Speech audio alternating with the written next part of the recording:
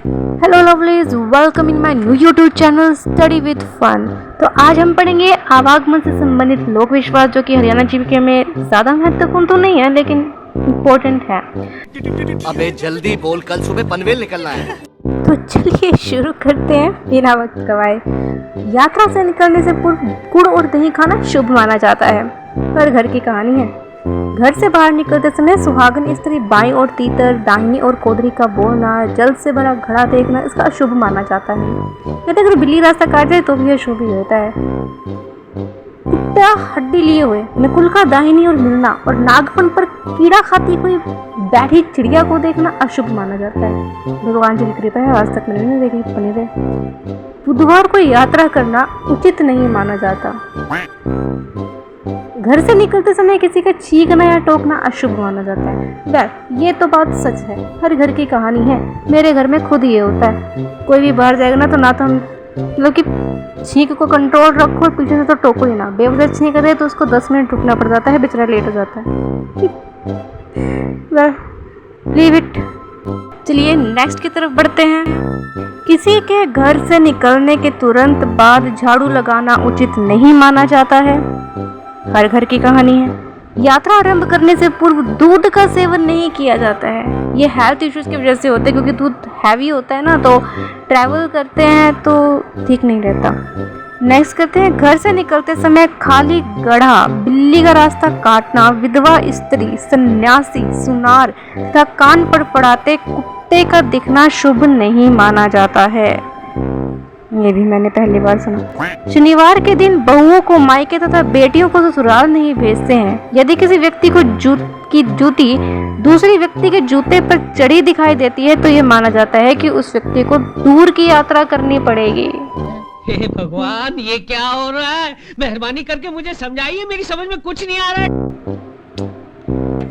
हमारे घर में तो बोलते बेटा जूत बजेंगे, जुत्ती दूर कर ले। चलिए आगे बढ़ते हैं बिना टाइम गवाए। अब हम बात करेंगे सामाजिक नियमों से संबंधित लोक विश्वास के। दक्षिण दिशा की ओर मुख करके कोई कार्य करना शुभ नहीं माना जाता, क्योंकि वो दिशा यमराज की दिशा कहलाती है।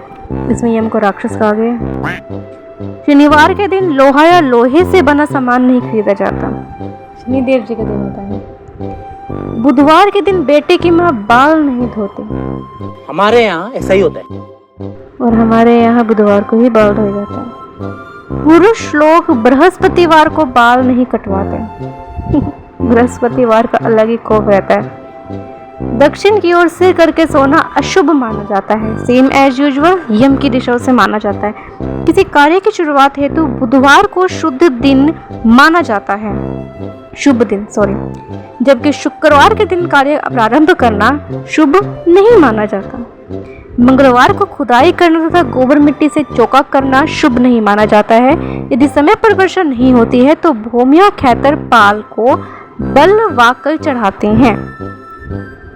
होगा कुछ, मैं इस बारे में नहीं जानती। रात के समय में फोकरी बोलना यानी कि कोतरी बोलना शुभ नहीं माना जाता है, क्योंकि यह आग उगलने वाली शगाली शिवा कही जाती है। अमावस्या के दिन बैलों द्वारा जुताई नहीं की जाती है।